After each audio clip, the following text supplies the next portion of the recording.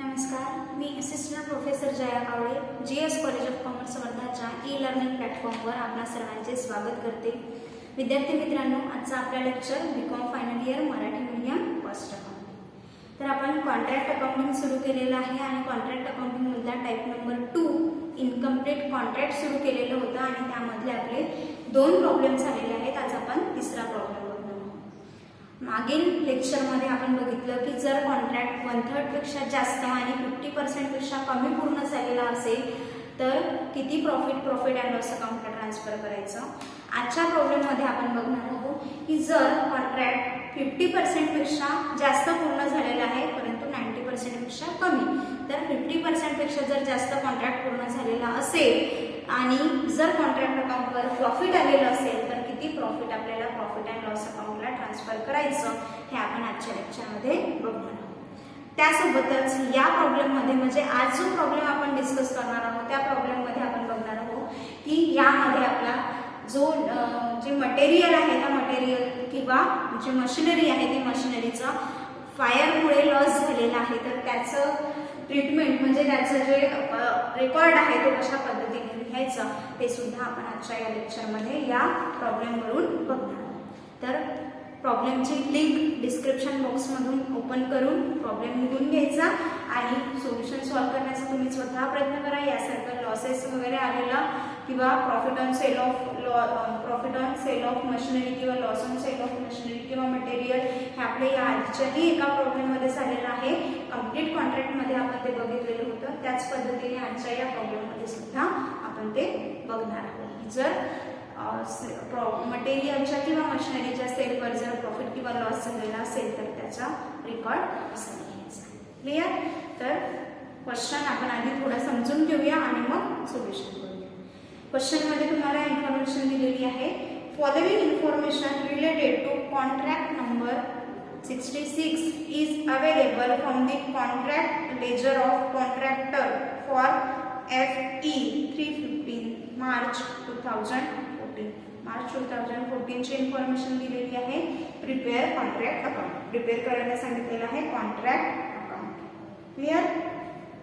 Information मध्ये material supply for contract, तर material supply कॉन्ट्रॅक्टच्या डेबिटला, डायरेक्ट एक्सपेन्सेस कॉन्ट्रॅक्ट अकाउंटचा एक्सपेन्सेस, वेजेस सुद्धा कॉन्ट्रॅक्ट अकाउंट मध्ये, मशिनरी सेंड टू कॉन्ट्रॅक्टसाठी सेंड केलेली मशिनरी कॉन्ट्रॅक्ट अकाउंटच्या डेबिट साइडला, सेल ऑफ स्क्रॅप जर सेल केलं असेल तर इन्कम आहे आणि ते कॉन्ट्रॅक्ट कडून मिळालेलं आहे. म्हणजे कॉन्ट्रॅक्ट मध्येही जे काही स्क्रॅप निघालेलं असेल ते स्क्रॅप सेल केल्यामुळे आपल्याला इन्कम मिळालं म्हणजे ते कॉन्ट्रॅक्टचं इन्कम आहे आणि ते कॉन्ट्रॅक्टचं इन्कम कॉन्ट्रॅक्ट अकाउंटच्या क्रेडिट साइडला येईल आहे. त्यानंतर following additional information is provided, खाली इन्फॉर्मेशन दिलेली आहे. First, on 31 March 2014 direct expenses of ₹1000 is outstanding. 31 मार्चला म्हणजे at the end of financial year, आर्थिक वर्षाच्या शेवटी डायरेक्ट एक्सपेन्सेस होतं आउटस्टँडिंग ₹1000. काय इफेक्ट करणार आहोत आपण त्याचा? Direct expenses outstanding direct expenses मध्ये प्लस होईल आणि बॅलन्स शीट मध्ये लायबिलिटी साइडला जाईल. त्यानंतर वर्क अनसर्टिफाईड 5100 वर्क अनसर्टिफाईडची अमाऊंट दिलेली आहे. त्यानंतर आहे machinery value at ₹2000 and material costing ₹3000 where loss due to फायरमुळे लॉस झालेला आहे. Machinery 2000, material 3000, loss by fire. कुठे लिहूया आपण? कॉन्ट्रॅक्टच्या क्रेडिटला. कारण आताच मी सांगितलं की जे आपण कॉन्ट्रॅक्टला देतो, कॉन्ट्रॅक्ट करिता लावतो ते कॉन्ट्रॅक्टच्या डेबिटला आणि कॉन्ट्रॅक्ट मधून जे गेलं कशाही पद्धतीने जाऊ, लॉस बाय थिफ्ट असो, लॉस बाय फायर असो, अदर कॉन्ट्रॅक्टला ट्रान्सफर असो, स्टोअरला ट्रान्सफर असो, मटेरियल गेलं किंवा शिल्लक आहे तर ते कॉन्ट्रॅक्टच्या क्रेडिटला जाईल. मग लॉस बाय फायर म्हणजे मटेरियल तेवढं कमी झालेलं आहे तर कॉन्ट्रॅक्ट अकाउंटच्या क्रेडिट साइडला घ्यावं लागेल. त्यानंतर आहे depreciation on machinery up to 31 March 2014 was ₹10,000. 31 March 2014 ला मशिनरी किती शिल्लक होती? ₹10,000. Then stock of material at site on 31 March 2014 was ₹5,000. Stock of material आहे, material at site 5000. Then cash received from the contract team was ₹60,000 which is 80% of the work certificate. Cash received झालेली आहे कॉन्ट्रॅक्टकडून. किती received झालेली आहे? 60,000. ती कशी आहे? Work सर्टिफाईडच्या 80%. आता मागील एक्झाम्पल मध्ये आपण 90% कॅश रिसिव्ड झालेली होती, त्यावरून आपण 100% वर्क सर्टिफाईड किती येईल ते काढलं होतं. या एक्झाम्पल मध्ये सुद्धा आपल्याला कॅश रिसिव्ड दिलेली आहे 60,000. ती किती आहे? 80%. तर आपल्याला 100% काढता येईल. 100% काय येईल? Work certified. तर 60,000 मल्टिप्लाय बाय 80 डिवायडेड बाय 100 जर केलं तर आपल्याला 75,000 वर्क सर्टिफाईडची अमाऊंट मिळते. क्लिअर? त्यानंतर दिलेलं आहे value of the contract was ₹1,20,000. कॉन्ट्रॅक्टची व्हॅल्यू दिलेली आहे म्हणजेच कॉन्ट्रॅक्ट प्राइस दिलेली आहे 1,20,000. क्लिअर? आणि कॉन्ट्रॅक्ट आधी विचारलेलं आहे first contract account, work in progress account आणि show all the related items in the balance sheet. म्हणजे बॅलन्स शीटचे रिलेटेड आयटम्स शो करायचे. क्लिअर? क्वेश्चन समजला आहे. आता सोल्युशन आपण सॉल्व्ह करूया. इझी आहे. जसं 3-4 क्वेश्चन आपण सॉल्व्ह केलेले आहे अगदी त्याच पद्धतीने आपल्याला या ठिकाणी हा क्वेश्चन सॉल्व्ह करायचा आहे. कॉन्ट्रॅक्ट अकाउंट तयार करूया आपण. कॉन्ट्रॅक्टच्या डेबिटला जे कॉन्ट्रॅक्टसाठी आपण दिलेलं आहे कॉन्ट्रॅक्टमध्ये लावलेलं आहे ते कॉन्ट्रॅक्ट अकाउंटच्या डेबिटला येतं. त्यामुळे सर्वात आधी मटेरियल सप्लाय किती आहे? ₹42,000. क्लिअर? त्यानंतर आहे वेजेस. वेजेस मध्ये आहे का काही आउटस्टँडिंग वगैरे दिलेलं नाही. आउटस्टँडिंग काय होतं? Direct expenses. वेजेस नाही आहे तर वेजेसची अमाऊंट डायरेक्ट आउटर कॉलम मध्ये 18,900. त्यानंतर आहे डायरेक्ट एक्सपेन्सेस इव्हन कॉलम मध्ये लिहूया. त्यानंतर आउटस्टँडिंग प्लस करून आउटर मध्ये बाहेर काढू. 15,200 यामध्ये प्लस होईल आउटस्टँडिंग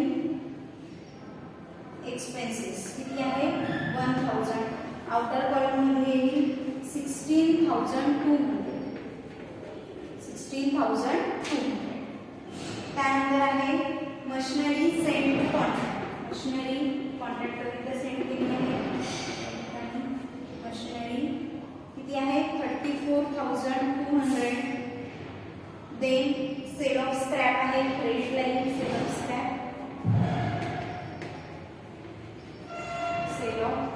किती आहे? 1,800. इन्कम आहे ते. त्यानंतर ऍडिशनल इन्फॉर्मेशन डायरेक्ट एक्सपेन्सेस झालेला आहे 1,000. त्यानंतर आहे वर्क अनसर्टिफाईड. तर आधी आपण या ठिकाणी वर्क इन प्रोग्रेस लिहूया. Work in progress account. ठीक आहे? वर्क इन प्रोग्रेस मध्ये काय काय येईल? वर्क सर्टिफाईड आणि वर्क अनसर्टिफाईड. वर्क सर्टिफाईडचं कॅल्क्युलेशन आपण केलेलं आहे. 80% ऑफ द 60,000 तर 100% वर्क सर्टिफाईड आलेलं आहे आपलं ₹75,000. या ठिकाणी वर्क सर्टिफाईड 75,000. त्यानंतर वर्क अनसर्टिफाईड किती आहे? 5,100. क्लिअरली तुम्हाला दिलेलं आहे तिथे 5,100. दुसरा इफेक्ट काय होईल याचा? म्हणजे कॉन्ट्रॅक्टच्या क्रेडिटला लिहिलं, वर्क इन प्रोग्रेसच्या डेबिटला लिहावं लागेल.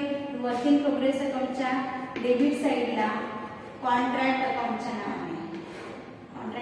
नावाने वर्क सर्टिफाईड किती आहे? 75,000 आणि वर्क अनसर्टिफाईड 5,100. ठीक आहे? त्यानंतर इन्फॉर्मेशन दिलेली आहे. Machinery value ₹2,000 and material costing 3,000. Loss due to fire. आता फायरमुळे लॉस झालेला आहे. लॉस जो आहे तो प्रॉफिट अँड लॉस अकाउंटला ट्रान्सफर होत असतो. तर या ठिकाणी प्रॉफिट अँड लॉस अकाउंटच्या नावाने लॉस बाय फायर. आता लॉस कसा झालेला आहे? कशामुळे झालेला आहे? तर मशिनरी चा लॉस आहे आपला ₹2000 आणि मटेरियलचा लॉस आहे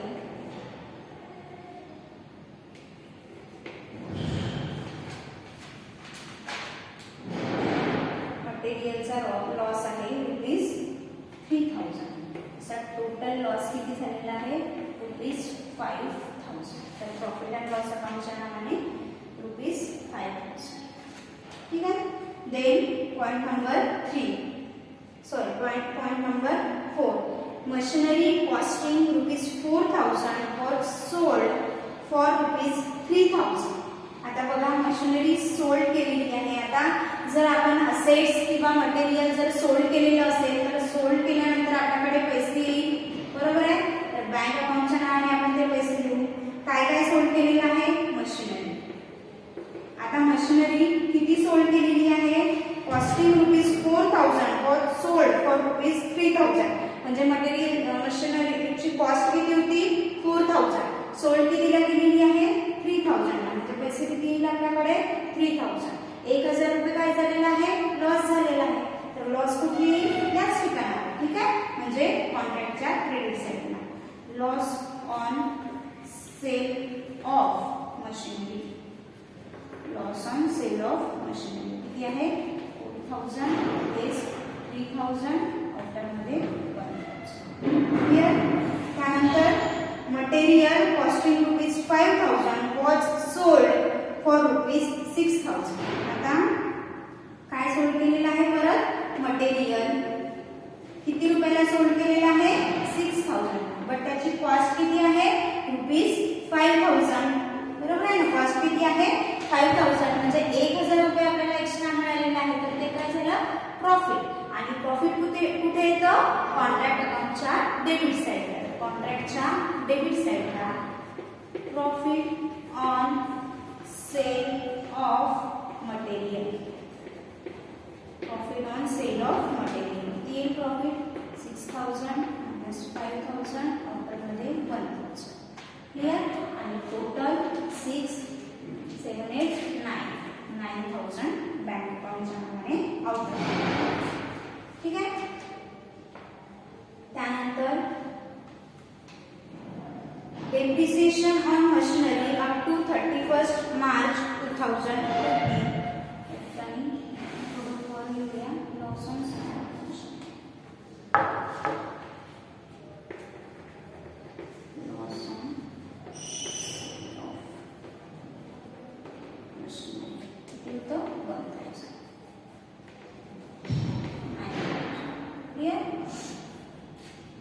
त्यानंतर आहे डेप्रिसिएशन ऑन मशिनरी. आता मशिनरी आपण घेऊया लास्टला. मशीन टोटल मशिनरी आपण किती प्रोव्हाइड केली होती किती साइन केली होती कॉन्ट्रॅक्टसाठी किती दिलेली होती 34200. मशिनरी 34200. त्यामधून आपल्याला लेस करायचं आहे डेप्रिसिएशन. ते क्लिअरली डेप्रिसिएशनची सेपरेटली अमाउंट दिलेली आहे 10000. त्याच्यामुळे 10000 डेप्रिसिएशन लेस केल्यानंतर आपल्याकडे मशिनरी शिल्लक राहील 24200. क्लिअर. आता 24200 मधनं काही मशिनरी लॉस झालेली आहे 2000 आणि काही मशिनरी विकलेली आहे. म्हणजे किती मशिनरी आपल्याकडून गेली लॉस मध्ये गेलेली आहे 2000 सोल्ड अँड लॉस. सोल्ड किती केलेली आहे मशिनरी ₹3000 आणि लॉस किती झालेला आहे 2000. असं टोटल किती झालेलं आहे मशिनरी सोल्ड कितीला केलेली आहे. अच्छा कॉस्टिंग ₹4000 3000 ला जरी सोल्ड केलेली असली तरी त्याची कॉस्ट किती आहे आपल्याकडे 4000. कॉस्टला घ्यावं लागेल ना आपल्याला. तर कॉस्ट किती होती 4000 आणि सोल्ड किती केली 2000. असे 6000 मशिनरी मधून प्लेस होईल आणि शिल्लक मशिनरी आपल्याकडे शिल्लक राहील 18200 रुपयाची मशिनरी आपल्याकडे शिल्लक. आता मशिनरी शिल्लक दिली. आता मटेरियल सुद्धा शिल्लक असेल तर मटेरियल स्टॉक ऑफ मटेरियल दिलेला आहे. स्टॉक ऑफ मटेरियल किती आहे शिल्लक ₹5000. क्लिअर. तर या ठिकाणी मटेरियल मशीन झालं, मशीन सोल्ड केली, लॉस सुद्धा लिहिला आणि वर्किंग प्रोग्रेसचं बॅलन्स लिहिला. डेबिटला सुद्धा जेवढे पद आपण जे कॉन्ट्रॅक्टसाठी दिलेले आहे ते डेबिटला लिहिलं. आता कॉन्ट्रॅक्ट अकाउंटचं बॅलन्सिंग करावं लागेल. बॅलन्सिंग केल्यानंतर जे आपलं प्रॉफिट येईल आहे त्या प्रॉफिटच्या किती पर्सेंट प्रॉफिट आपल्याला प्रॉफिट अँड लॉस अकाउंटला ट्रान्सफर करायचं आहे हे आपल्याला ठरवायचं आहे. तर किती प्रॉफिट अँड लॉस अकाउंटला ट्रान्सफर करायचं हे कसं ठरवायचं, तर आपल्याला जेवढी आपली कॉन्ट्रॅक्ट प्राइस आहे त्या कॉन्ट्रॅक्ट प्राइस पैकी किती वर्क सर्टिफाईड झालेलं आहे. तर कॉन्ट्रॅक्ट प्राइस किती आहे आपली 1,20,000 बरोबर आहे आणि वर्क सर्टिफाईड किती आहे 75,000. हा पर्सेंटेज किती होते 75,000 मल्टिप्लाय बाय 100 डिवायडेड बाय 1,20,000. तर ऑब्विसली 50%च्या वर निघेल कारण 1,20,000 चे 50% किती होईल 60,000. 60,000 अबोव आहे 75,000 बरोबर आहे. म्हणजेच वर्क सर्टिफाईड काय आहे 50% अँड अबोव आहे. म्हणजे आणि जर 50% अँड अबोव जर वर्क सर्टिफाईड असेल तर आपला फॉर्म्युला काय लागतो notional profit multiply by 2/3 multiply by cash received divided by work certified. किंवा या ठिकाणी आपण असे लिहू शकतो percentage of cash received on work certified. Clear. या पद्धतीने जे नोशनल प्रॉफिट येईल आपल्याला त्या नोशनल प्रॉफिट वरून 2/3 पार्ट आपल्याला प्रॉफिट अँड लॉस अकाउंटला ट्रान्सफर करायचा आहे. तर या ठिकाणी आपण नोशनल प्रॉफिट आधी शोधून काढूया. तर जेव्हा आपण कॉन्ट्रॅक्ट अकाउंटचं बॅलन्सिंग करतो तर कॉन्ट्रॅक्ट अकाउंटमध्ये आपल्याला नोशनल प्रॉफिट येत आहे 7,800. नोशनल प्रॉफिट 7,800 आणि टोटल होईल आहे 1,20,120,000. बॅलन्स खाली येईल आहे नोशनल प्रॉफिट कॅरी डाऊन केलं आहे बॅलन्स किती 7,800. फॉर्म्युला आपल्याला लावायचा आहे नोशनल प्रॉफिट किती आहे 7,800. तर या ठिकाणी 7,800 multiply by 2/3 multiply by cash received किती आहे 60,000 डिवायडेड बाय वर्क सर्टिफाईड किती आहे 75,000. याचं जर आपण कॅल्क्युलेशन केलं तर 7,800 मल्टिप्लाय बाय 2 डिवायडेड बाय 3 जर केलं तर 5,200 आणि या दोघींचं डिवायडेशन 60,000 डिवायडेड बाय 75,000 0.8 किंवा 80%. जसं की घेतलं ना आपण पर्सेंटेजमध्ये सुद्धा आपण लिहू शकतो 80% म्हणजे 0.8 आणि याचं जर कॅल्क्युलेशन केलं तर 4,160 म्हणजे 4,160 प्रॉफिट अँड लॉस अकाउंटला ट्रान्सफर. तर या ठिकाणी नोशनल प्रॉफिट ट्रान्सफर होईल प्रॉफिट अँड लॉस अकाउंटला. या ठिकाणी profit and loss account profit transfer किती निघालं प्रॉफिट ट्रान्सफर 4,160. ठीक आहे. आणि उर्वरित जाईल आहे work in progress account. Work in progress account इकडे राहिलं आहे रिझर्व. ठीक आहे. रिझर्व राहिलं आहे 3,640 आणि ते बॅलन्सिंग टोटल होऊन जाईल आहे 7,800 आणि 7,800. अशा पद्धतीने कॉन्ट्रॅक्ट अकाउंट क्लोज. ठीक आहे. आता हे जे वर्क इन प्रोग्रेसचं बॅलन्स जे उर्वरित बॅलन्स आहे जे रिझर्व ठेवायचं आहे ते वर्क इन प्रोग्रेस अकाउंटला ट्रान्सफर होत आहे आणि हे वर्क इन प्रोग्रेस अकाउंटच्या क्रेडिटला जाईल. याची एंट्री काय contract account debit to work in progress account. Work in progress अकाउंटच्या क्रेडिट साईडला कॉन्ट्रॅक्ट अकाउंट काय आहे हे रिझर्व आहे. कॉन्ट्रॅक्ट अकाउंटचं जे रिझर्व आहे 3,640. क्लिअर. तर रिझर्व आपण ट्रान्सफर केलं आणि कॉन्ट्रॅक्ट अकाउंट क्लोज केलं. आता यासोबतच वर्क इन प्रोग्रेस अकाउंटमध्ये जे शेवटी जे मशिनरी आणि मटेरियल जे शेवटी शिल्लक असेल ते सुद्धा आपण वर्क इन प्रोग्रेसच्या डेबिटला लिहू शकतो. क्लिअर. जो आपल्याला पुस्तकामध्ये जो प्रोफार्मा दिलेला आहे त्यामध्ये लिहिलं आहे. बॅलन्स शीटमध्ये आपण क्लिअरली सुद्धा शो करू शकतो किंवा वर्क इन प्रोग्रेस अकाउंटमध्ये सुद्धा आपण लिहू शकतो. तर आपण वर्क इन प्रोग्रेस अकाउंटमध्ये जर लिहिलं तर आपलं वर्क इन प्रोग्रेस अकाउंटच्या डेबिट साईडला येईल या ठिकाणी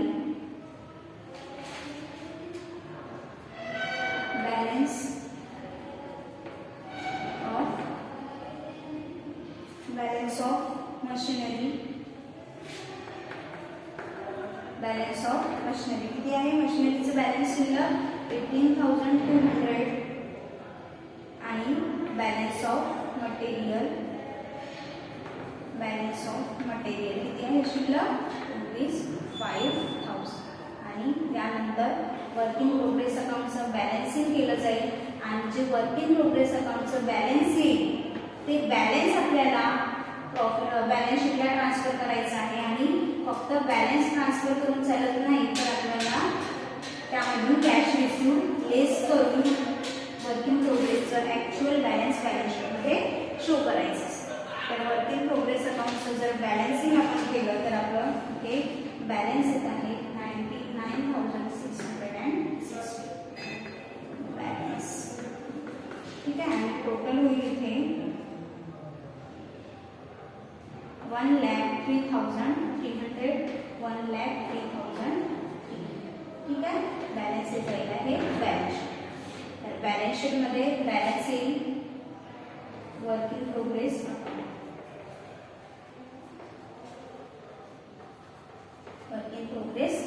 किती आहे बॅलन्स 99,660. यामधून लेस होत असते कॅश रिसिव्ह. बरोबर आहे. कॅश रिसिव्ह किती आहे 60,000 यामधून लेस होईल आणि बाहेर आपल्याला अमाऊंट मिळेल 39,660. बरोबर आहे. मशिनरी आणि मटेरियल लिहिण्याची आवश्यकता नाही कारण ते आपण वर्क इन प्रोग्रेस अकाउंटमध्ये घेतलं. आता हे यामध्ये का बरं घेतलं तर आपलं जे कॉन्ट्रॅक्ट आहे ते अजूनही पूर्ण झालेलं नाही आहे, ती प्रोसेसमध्येच आहे म्हणून आपण हे वर्क इन प्रोग्रेसमध्ये ठेवलं कारण याचा यूज मटेरियलचा आणि मशिनरीचा यूज परत याच कॉन्ट्रॅक्टमध्ये पुढील आर्थिक वर्षामध्ये होणार असतं. क्लिअर. त्यानंतर लायबिलिटी साईडला लायबिलिटी दिलेली नाही आहे. एक आउटस्टँडिंग एक्सपेन्सेस आपल्याकडे आहे. आउटस्टँडिंग डायरेक्ट एक्सपेन्सेस 1,000 लायबिलिटी आहे आपली द्यावी लागेल कधी ना कधी आपल्याला. त्यासोबतच जे प्रॉफिट अँड लॉस अकाउंटचं बॅलन्स आहे 4,160 ते प्रॉफिट अँड लॉस 4,160. आता यासोबतच जो आपला लॉस झालेला आहे तो लॉस आपण यामधून लेस केला असता होऊ शकतो यामध्ये. ठीक आहे. परंतु या ठिकाणी आपला लॉस जास्त आहे आणि प्रॉफिट कमी आहे त्यामुळे इथे मायनस बॅलन्स आपण दाखवू शकत नाही कारण ॲक्च्युअलमध्ये काही कॉन्ट्रॅक्ट एकच नाही आहे. कॉन्ट्रॅक्ट अनेक असतील आणि वेगवेगळ्या कॉन्ट्रॅक्टवरचं सगळ्या कॉन्ट्रॅक्टवरचं प्रॉफिट या ठिकाणी एकत्रित येईल आणि त्यानंतर लॉस सेटल होईल. त्यामुळे यामधून लॉस लेस करून आपल्याला मायनसमध्ये प्रॉफिट दाखवायचं नाही. त्यामुळे आपल्याला हे लॉस हा लेस करून नाही आणि प्रॉफिट सुद्धा ॲड करायचं नाही. जे प्रॉफिट आपलं प्रॉफिट अँड लॉस अकाउंटला ट्रान्सफर झालेलं आहे तेवढं आपण या ठिकाणी शो करत आहोत आणि या ठिकाणी बॅलन्स शीट आपण क्लोज करू. क्लिअर. अशा पद्धतीने म्हणजे प्रॉब्लेम नंबर 3 आहे. यामध्ये आपण बघितलं जर 50% पेक्षा जास्त कॉन्ट्रॅक्ट पूर्ण झालेला आहे आणि 90% पेक्षा कमी पूर्ण झालेला आहे तर जे प्रॉफिट आहे ते प्रॉफिट या फॉर्म्युलानुसार जे प्रॉफिट येईल तेवढं प्रॉफिट आपल्याला प्रॉफिट अँड लॉस अकाउंटला ट्रान्सफर करायचं आहे आणि उर्वरित रिझर्व्ह ठेवायचं आहे म्हणजेच वर्क इन प्रोग्रेस अकाउंटला ट्रान्सफर करायचं आहे. आता यासोबत जर जवळपास कॉन्ट्रॅक्ट पूर्ण झालेला असेल 90% 95% असं जवळपास झालेलं असेल तर सर्व प्रॉफिट आपण प्रॉफिट अँड लॉस अकाउंटला ट्रान्सफर करू शकतो. अशा पद्धतीने आपलं कॉन्ट्रॅक्ट कॉस्टिंग यामध्ये आपण कम्प्लीट कॉन्ट्रॅक्ट इनकम्प्लीट कॉन्ट्रॅक्ट बघितलं एक्झाम्पल्स बघितले. या पद्धतीने याच टाईप्सचे वेगवेगळे एक्झाम्पल आपल्याला दिलेले राहू शकते मात्र थोडाफार चेंजेस राहू शकतो. आता यामध्ये आपल्याला कॅश रिसिप्ट दिलेलं होतं आपल्याला वर्क सर्टिफाईड काढायचं होतं. काही प्रॉब्लेममध्ये आपल्याला वर्क सर्टिफाईड दिलेलं असेल कॅश रिसिप्ट काढावं लागेल. असं काही ना काही थोडं चेंजेस आपल्याला दिलेलं राहील क्वेश्चन व्यवस्थित वाचून सॉल्व करायचं आहे. तर आपल्या हे जे कॉन्ट्रॅक्ट कॉस्टिंगमधला हा जो कॉन्ट्रॅक्ट कॉस्टिंग पार्ट होता तो आपण या ठिकाणी संपवितो आहे, म्हणजे या ठिकाणी आपण स्टॉप करतो आहे.